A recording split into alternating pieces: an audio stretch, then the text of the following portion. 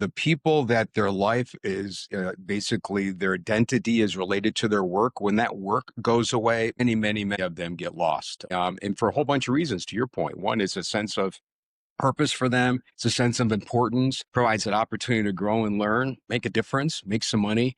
What I do is while they're still working, we start figuring out, clean sheet of paper, what would the next chapter look like for you? And many of them have no clue because they've done the same thing, for many years. And one of the quotes I use is, the only difference between a rut and a grave are the dimensions. It's to get up like, okay, we got to define a new dimension here. And that takes some going out, experimenting, trying things. Also, where is there a need on the planet for what you might want to do? As you well know, the world we are living in today is exponentially changing, particularly because of the impact of AI. Half the jobs that exist today aren't going to be around 5 years from now. So you got to do some research around what would you love to do? Does it play to your strengths? But then importantly, is there going to be a need on the planet that's going to allow you to make a difference, to your point, repurpose, re-identify yourself, but also be able to support your family?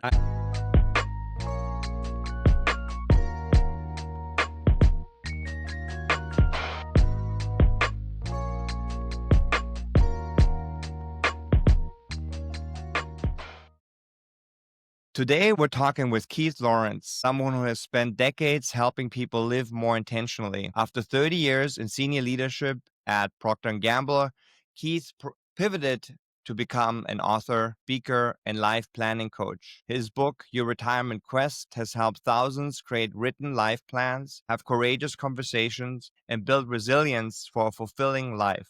In our conversation, we'll explore his journey, the lessons from his 10 key elements of fulfilling retirement, and how those same principles can apply to Gen Xers in midlife, starting to shape their future now. Keith, welcome to the Midlife Remix. Thank you, Steven. I appreciate the opportunity to join you. So let's start with your own pivot. What inner turmoil, or what was the impetus for you to make your move? Well, Stephen, as you mentioned, I had a phenomenal career at Procter & Gamble. Again, as one of the things we've outlined in our book, there's 4 questions to decide kind of what's next. One of them is, have you had enough? I had a great career, but I've had enough. Secondly, do you have enough to do? I had a long list of other things I wanted to do and many opportunities routes that way. So the combination of those questions, and then also from a financial standpoint, the base finances allow you to pivot to do something else for a while without taking huge risk. So you had this inner drive to continue to develop something new, or to lean into another part of yourself. Talk a little bit about that feeling that drove that. Stephen, as you mentioned, when I was at P&G, I saw a number of people retire early in their 50s, and many of them, even though they really wanted to leave, within 6 months, they would be wandering the hallways. And one of the things I saw consistently from them was 2 things. One is I was bored by 10 o'clock in the morning, or my spouse kicked me out of the house. And so I said, geez, what does it take to have a great next chapter? So we ended up studying thousands of people. And one of the things I saw is, while it's fun to think about retiring or moving to Naples and playing golf every day, or pick your equivalent of that, whatever might be your dream, it gets boring pretty quick. And from a health standpoint, it's not very good, et cetera. So to your point, I pivoted and started practicing the 10 keys to a fulfilling retirement that we discovered. I think that resonates with a lot of people. A lot of my clients, they are still in the thick of it, but they have this feeling inside of them that something has to change. They're caring for their elderly parents or family members. They still have kids that they have to support in some way or form, and then they have these really demanding jobs. And sometimes their health is declining because of these demanding jobs. And so they feel like, oh, I still need to be productive because I'm in my key money-making years, but then they come to me because they know that there's something that needs to change. I think that, you talk about retirement, but I think that really applies also to people in midlife. Yeah, absolutely, Stephen. I don't really like the word retirement because it conjures up the, old connotations, to your point, of sitting in the rocking chair, which from a health, longevity standpoint is deadly. All right. The average retiree in our country today watches 49 hours of television a week. They basically take their job and stick it up in front of a TV set. That's not what we're talking about here. And to be honest with you, I felt that, that urge inside of me, even when I was at P&G, to go do something else, even though, to your point, very successful career, you get good earnings, learning, growing, making a difference. I always felt there was something else. So part of what I was doing while I was still there was exploring, talking to people, visioning what the next chapter might be, networking with individuals, et cetera. Because one of the things I learned is the clearer you are on what you're going to move to, right, as opposed to what you're moving away from, the better off the transition's going to go. And I'm sure that you've seen that in your clients, Stephen, right? And most people go, well, I'll figure it out. Well, sadly, many of them don't figure it out, particularly if they try doing it on their own. And that's why engaging folks like you to help them figure out it is so essential. I think the other thing that happens too is that they have a very strong identity built around their corporate role, right? So, you work for an amazing organization, and that gave you a certain cachet in your community because everyone knows P&G, and of course, the work that you did made you feel like you are this corporate executive for this amazing American company. Yeah, your points are spot on. Does it play to your strengths? But then importantly, is there going to be a need on the planet that's going to allow you to make a difference, to your point, repurpose, re-identify yourself, but also be able to support your family? I think that that's a really important point. What's needed for the planet, and the way I think about it is almost as like a spiritual quest, where in financial terms, and I know you help your clients with that as well, is in your 20s, 30s, and often 40s, depending on on the person, where it's about accumulation of wealth, titles, status, and all those things. Think about what is it that the world needs, not just from a standpoint of like what other gadget can I build that could create a lot of money, but really truly what would make the world a better place. And I think that incentive and that motivation really helps people to move to this new phase. How do you incorporate that, and how do you think about that? Well, there's a number of questions I ask people, so like, when they hear the evening news, what upsets them the most? Okay. When they go into a dentist office or doctor's office, what magazine do they pick up? Right. Again, where are you spending your spare time? I mean, these are all indications of things that you are interested in, that bother you, that like, I want to make a difference and make a dent in the planet. Requires a bit of experimentation too. It's also important to have a portfolio of things to do. So I have a wide range of things I do: coaching, training, to your point, writing, boards, et cetera. But to be honest with you, Stephen, of all the things I love to do the most, it's going into high schools, helping juniors and seniors figure out what they want to do next, because I am very concerned about this next generation and where they're heading and what the world's going to be like around them. So again, really help people think about, what are their core strengths? What do they value? What do they love to do? And then importantly, go take some small experiments, some small hits, some small wins. Talk to others who have done it. Again, I think there's huge value in finding out who's 5 or 10 years ahead of you. Go learn from them so you don't have to reinvent the wheel. I have a huge network of people a decade older than me, and I am learning from them all the time. I think that's also another very important lesson. Always had mentors throughout my life, and they change over time because there's different needs that you have, and different things that people can bring to you. I've been so lucky to have been introduced to you, and you've become a mentor to me as well, and so I'm very appreciative of that. Well, I view you as a mentor of mine too. I'm learning things about this generation that you're trying to help, just like I do when I go into schools and teach 16-year-olds. I mean, they're mentoring me on many topics like AI, how to use AI to be able to make the world a better place.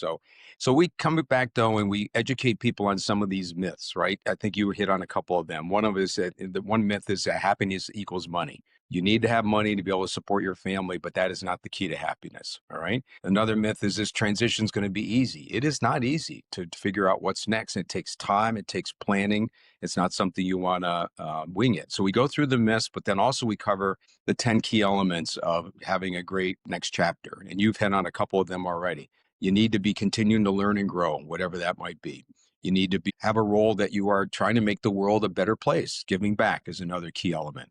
maintaining your health and well-being. I'm continuing to be surprised on how many people don't do that. They think they're going to be young forever. And to your point, that is not the case always. Obviously, financial planning. Again, I continue to be shocked as I do seminars across the company, including with many, Gen Xers, to your point, that don't even have a budget. They don't have a financial plan. They don't have a financial advisor. And those folks are going to be at risk down the road. So we cover with them the 10 keys and have them do an assessment. These areas I'm doing well. Here's a couple I need to work on. And then we help them figure out what's next. So you have a very clear plan, and you believe that people should have a life plan. When you made your first pivot, did you have a life plan, or did that experience help you shape that's what you want to teach people because that's what they need? Well, I don't know if I was weird or fortunate, but I've had a life plan ever since I get dating myself here, 1980. So, but I think it's important to have, and again, it could be on a napkin. Hopefully, it's more developed than that, but at least have a sense of, and it needs to be in writing. Having it in your head's not good enough for a whole bunch of reasons, but have some feelings on, again, and I help people through kind of thinking about the 6 F's: faith, family, fitness, finances, friends, etc., fun. And again, in thinking about what do you want to do over the next 5 years? Let's just start with that. Next 1 year, if you want, right? And think about what would you like your life to be? And the importance of that is twofold. One, it helps clarify your thinking because a lot of people don't know that. And again, it forces them to start putting thoughts on a piece of paper. Number two, it forces them to hopefully be clear. And when they hopefully engage their significant others in these conversations, which we'll come back and talk in a minute. And then number three, again, it gives them a plan to start working against. So they have hopefully friends and coaches like you that can help them, track progress over time, maybe hold them accountable if need be. So there's huge importance of having a life plan. Yeah, it's this whole notion that you talk about and I talk about living intentionally. Yes. And a lot of people don't. They're driven by external forces, and one of the key things I also work with my executives on is that if they don't decide on how to spend their time, somebody else will, right? And I think that's true for the pivot as well. You bet. And if you, just to your point, wander through life just reacting to the world around you, as Stephen Covey once put it, you're going to end up down the road 15, 20 years later and realize your ladder was against the wrong wall. It wasn't against your wall, what you wanted to do. And life is pretty short. So again, a lot of people don't do life plans for a whole bunch of reasons. One is they don't know the answers to the questions. That's okay. They're scared about what the outcomes might be. So that this whole fear and I'm too busy and all the excuses gets in the way as opposed to let's just take an hour, all right, and start jotting down your thoughts and dreams. Because once you take these unconscious thoughts, these innate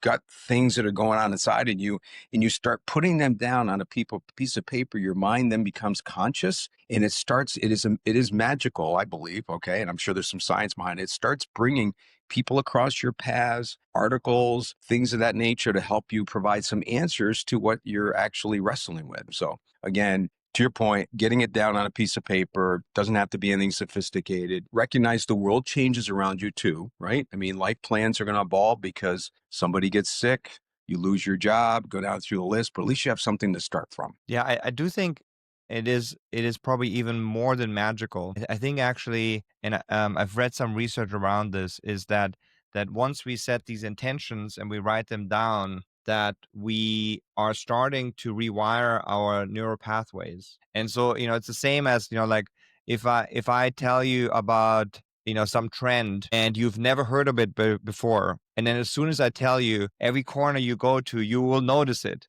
Even so, it was of course there before, but it was just outside of your universe or your recognition. Another thing we should touch on, Stephen, I know you were going to bring it up, is that, it is critically important if you are envisioning your next chapter to engage those who are going to be impacted by your decisions. Yes. And sadly, only 1 out of 5 couples, as I see it, have an aligned vision for their life. And that causes a whole bunch of issues. We can all, I'm sure, know what those are. But again, it's important to have these crucial conversations with others. And most people don't because, again, they're not clear on the questions. They're not clear on what their answers are to the questions. And secondly, they're fearful of what their significant other might respond. But not engaging in those is very risky. You end up, the fastest growing divorce rate in our country right now is the baby boomer group. Well, other generations will follow in that footstep because if people feel like their lives are going this way, it's not going to allow them to stay close as a couple. So having those conversations obviously is very important. How do you help couples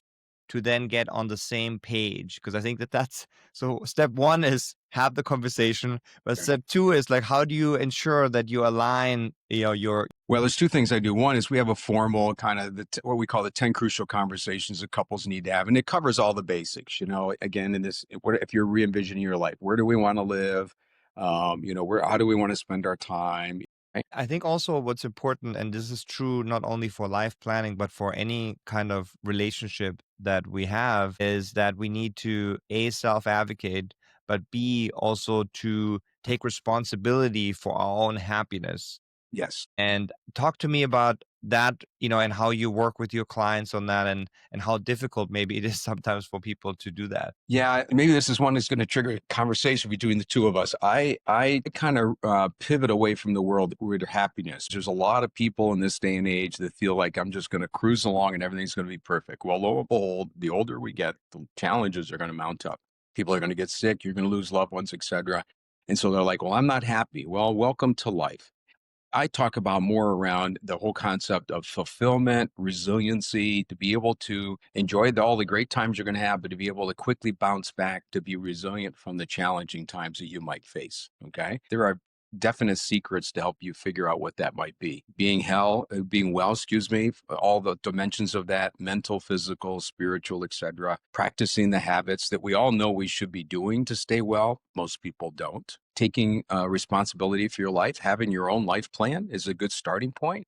I mean, if you're married, there should be 3 life plans. There should be you, your spouse, and then ours together. But many people, they just follow the lead of someone else, to your earlier point, and then they feel resentful. Part of it is also setting boundaries too in this next phase. To your point earlier, I mean, this sandwich generation of I'm caring for my elders, I have my own kids I'm responsible for, people feel pressed and they have a lot of demands put around them. And part of it is they're not setting boundaries. It is okay. And it's important from a sense of fulfillment to be able to say, to your elderly parents, whatever, I can't visit you every day, or you need to get help. I can't be there every day. Or to your kids, I mean, you need to get a job. I'm not going to pay for 100% of your college because I'm trying to fund my retirement at the same time.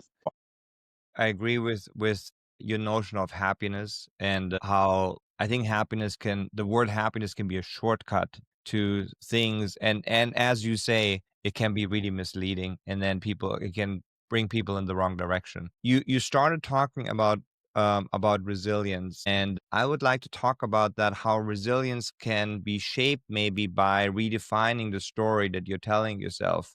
So maybe share a time that you had to choose to refine or redefine something in face of an adversity that taught you how to build this resilience that you talk about. I've had to reinvent my thinking on that. As challenges come up, these are opportunities to learn and grow and become a better person. Most people don't think about it this way. They go, oh, fill in the blank. So again, if you go through, loss of a dad, in my mind, I lost my father 22 years ago. Huge, huge loss. Him and I were very close. He had struggled for many years with his health. But I've learned from that. And I doubled down on being there for my mom, who just turned 97 and is doing a phenomenal job. So I took that challenge and said, hey, I need to be there for my mom and being able to provide her the support and love that she needed. So that would be one. Going through health challenges, right? I mean, we're all going to face them. I've faced them personally. My wife has to face them. Family members have faced them. And again, I use those as an opportunity to tap into all of the strengths that I have, networking, growing, learning, having a plan, right, for all of those challenges. So again, I think challenges are a given of life. The data would say you're going to have even more of them as you get older. So, be prepared for them. And again, use them as an opportunity to learn and grow. and also being able to lean on others. How many close personal friends do you think the average American says they have in the United States today that they can go lean on in a world where there's a challenge in front of them? 3. Okay. That used to be true a decade ago. Hmm. All right. It's now 1.5. And that number, and I think you all know why that is, right? But here's a part two of the question. What's the ideal number you should have to be able to have a group of close friends around you that can support you in this time of challenge? I'm just going to throw it out. It's 7. And most people, unfortunately, don't have that. And so when these challenges come along, they feel lost, they feel lonely, they struggle, and that's not a good place to be. So this is somebody in this age group that you're coaching ought to be investing now. Trying to develop close friends in your 70s and 80s is much, much harder than when you're in your 40s and 50s. So people ought to be now, and men particularly struggle with this more than women on average. Okay. And so this would be one of the ones is get alongside of you some folks. We call it 2:00 in the morning friends. This is not about the number of Facebook friends. These are people that you can call at 2:00 in the morning and say, Steven, dude, I need you here. No questions asked. He's on his way. Yeah. Why is this so challenging specifically for people that have very fulfilling or full careers? Well, one, time is important. It's number two is most people, again, our culture rewards success, monetary success, or values that. And there's this myth of, I've got to do it on my own. I've got to have all the answers. I mean, that's how you get ahead. It's a competitive environment in many companies. I've got to do it on my own. And therefore you end up leading a very lonely life. And particularly if you are a senior executive, where it's hard. I mean, most CEOs that I work with, they hire me for someone to talk to, because many people, unfortunately, they don't have those kinds of relationships inside the company. And their life outside of work is all about work, right? The golf match or whatever. So they really don't have the time, and they also don't want to have the courageous conversations with others about, let me tell you, I am really struggling in this job, or I've got this issue with my spouse, or one of my kids is. All of us have those issues, despite what you may see on Facebook. We all have those issues, and unfortunately, many people, particularly successful business people like that you mentioned, really struggle at having those close connections. I think also sometimes it's not always the case, but sometimes it's that they lean even heavier into their work because in some way work is more controllable. Specifically if Mhm. you're a CEO or senior executive, there's a lot of things that you can just say and people will have to do them. They might not always do them, but they have to really do them. Whereas in real life, I say outside of work, your spouse is not always going to do what you tell them to do. I know mine rarely does what I tell her to do.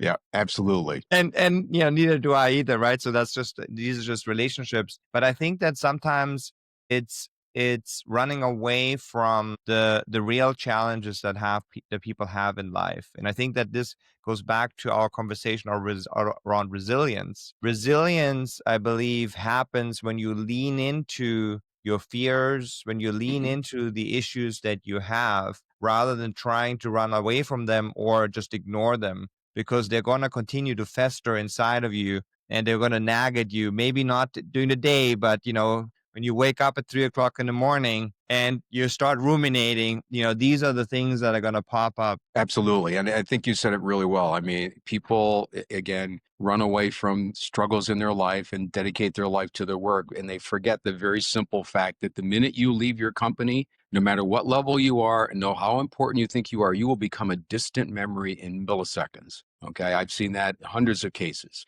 So you got to keep your work in perspective. Work hard, do your best, but you need to also have a life outside of work, and particularly friends and family who will hopefully be there for you in times of need to shore up your resiliency and also hopefully enjoy life together. Yeah. So we've early on talked about that your 10-point plan, or key elements can easily be applied to midlife. Mhm. How do you think about your framework, and how does it apply to, let's say, a 50-year-old today? So the 10 key elements that I use in high schools, colleges, any setting I'm at, because they're very applicable. And if we had time to go through them all today, I mean, I think most people would go, yeah, that's right. I mean, maintaining your health, having a financial plan, learning and growing, giving back, having fun, having a sense of purpose in life, which is one of the ones that people struggle struggle with the most. Most people, I've never had anybody come back to me, whether they be 16 or 86, come back and say, those don't make sense to me. Now, in many cases, they struggle with answering them. I mean, most people, for example, when I ask them about their purpose, they think about a role. They think about, I'm a great dad, I'm a great executive, I'm a great whatever,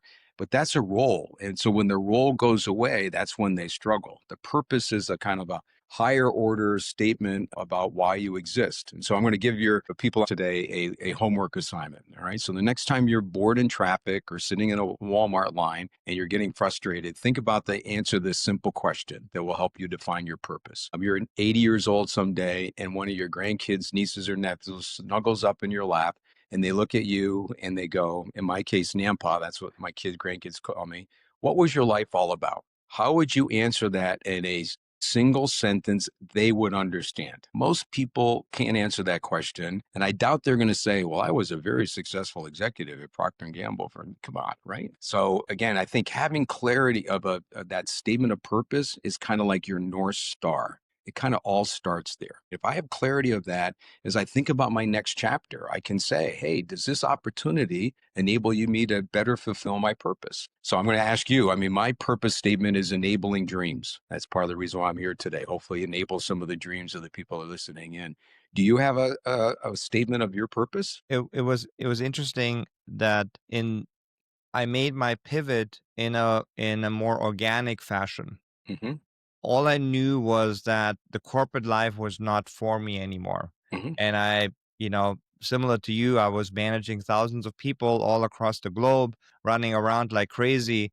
And there was something that was missing. And so I took some time off to be able to do that. And as part of that, I tried to redefine of who I am. And Mm-hmm. I tried to do that in a way where I was saying, what are all these established roles that I currently have in my Mm-hmm. mind who I am? So I'm a business executive at a Mm-hmm. large publicly traded company. I'm a dad. I'm a this. I'm a that. Right. And then I said, well, put all these things aside. What is it really that is inside of you that Mm-hmm. needs to come out? And there were a few pieces to that. So one is I have a huge sense of curiosity of the world. I want to know about so many things and why they work and how they work.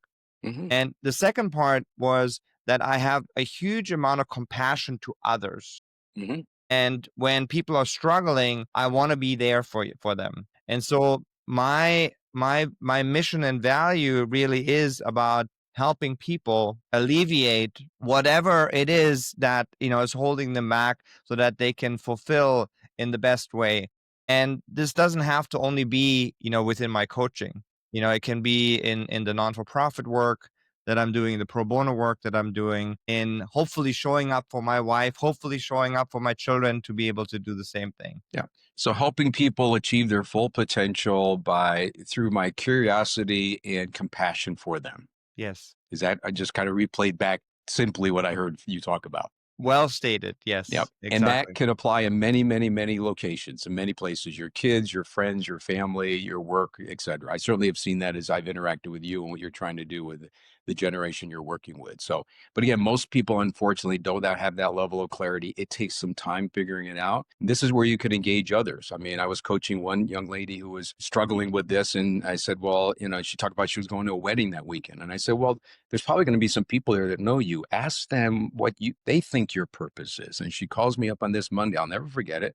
She's crying and she goes, I asked my mom and she said, we had this conversation that we've never had before. Because most of the time we talk about the kids, the weather, whatever. And, she gave me some great insights about my purpose that I had never thought about and heard particularly from her. So again, this is where having these conversations with others can be so very powerful. They can help put the mirror up and kind of, show you some things you might have forgotten about yourself or you might not even be aware of, but help you enrich what your next chapter is going to look like. Yeah, one of the tools that I like to use with my clients is something called the zone of genius. I don't know if you've heard of that, where it's a four quadrants. On the bottom left quadrants are the things that you're not good at, that you don't enjoy.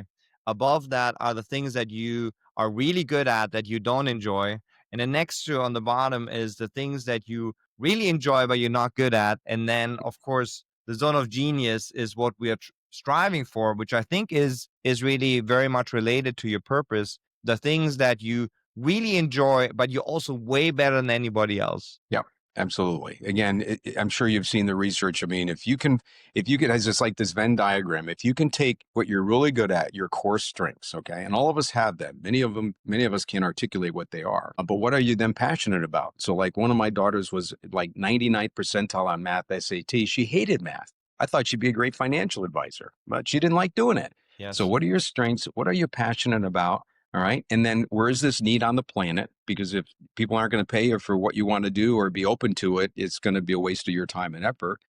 And then what does the environment look like you want to look at? So to your point, I got burned out in the corporate world. I don't work with big corporations anymore. I'm all about helping smaller businesses, individual entrepreneurs, et cetera. But if you can figure out, again, strengths, your passions, where there's a need, and what's the ideal environment for you to thrive in, if you can connect those four, magic happens in the middle. I want to close out and have some of your thoughts on for somebody that is restless in this stage that we've talked about. What is the first courageous step that they should take in this? Well, I'm going to come back to something you mentioned, what I think was a brilliant idea, Stephen. And I think one, face your fears. I mean, just write down those thoughts at 3 o'clock in the morning that you mentioned, right? And get them down on a piece of paper. And don't fear them. View them as a gift because they are telling you something about what your unmet potential might be, what the next chapter might look like, etc.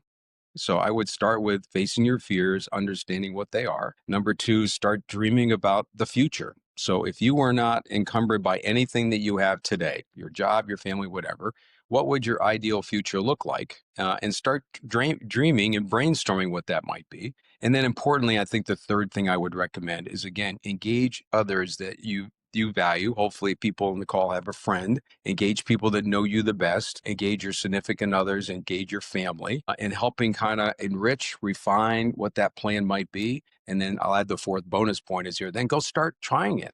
I mean, even while you're currently doing what you're doing today, if you have a glimmer of, I think I'd like to, be an entrepreneur, go try it and see if you like it and see if there's a need there, because it may be a bomb or it may be something like, hey, this is very cool. I'm going to accelerate my timeline to this next chapter. So those would be the four things I would suggest.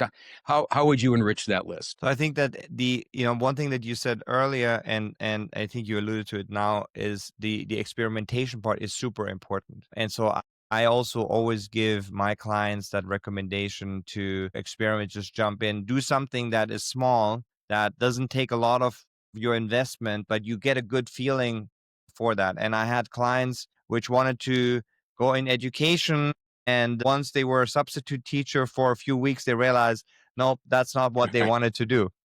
It's a hard life to be able to do that. But on the other hand, there are a lot of people that are experimenting with things. And then the other thing too is, that going back to your purpose, right? So once I understood what my purpose was and I wanted to help people, I realized that this was not something that I needed money for to do. Hmm. And so I started a pro bono coaching practice to help people, because that's really what I wanted to do. Help people for money was not my purpose. My purpose is help people. And so I started doing that.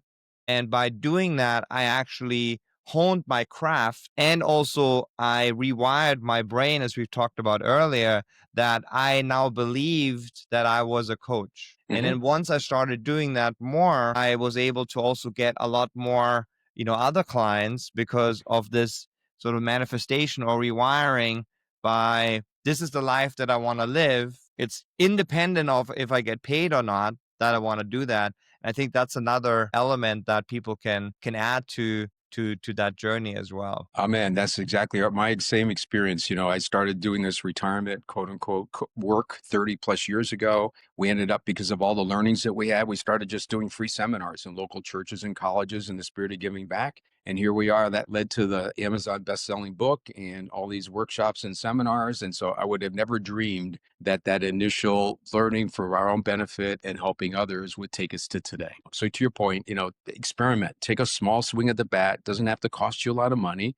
And don't use the excuse I'm too busy. I mean, that's a therefore it's not a priority. But you can afford to take an hour on your calendar once a month to get started in your next dream. And it's your responsibility to make it happen. Yeah, too busy definitely is a trap. You bet. And that's an excuse, unfortunately, a lot of people do. But then just show me your phone and how much time you're spending on your phone every day or whatever other things that people are wasting their time on and help them carve out some time to start dreaming about what's next. There's a huge and potential future out there for you. I don't know about you. I wish I had started my next chapter earlier. I don't know if you would say the same.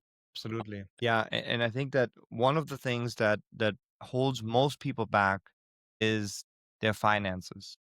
Mhm. And it's that they think that they should have one more big gig before they can actually live their dream. And as you said, later on you'll actually regret it and you actually would be able to do that. And most of the people that are going through it, they realize that they actually don't need all those things that they think that they need. Very true. I mean, most of the people I work with, one of the things I mentioned them, they're going to run out of meaning before they run out of money because they focused on getting that next pick the number, right? And then they sacrifice their health or their friends or their family. I mean, you only have time with these, young kids at yours, whatever age they're at. One of the favorite sayings I had is, the days may feel long, but the years are short. So take advantage of them while you can. Yeah, it's our most valuable commodity is not money, it's time.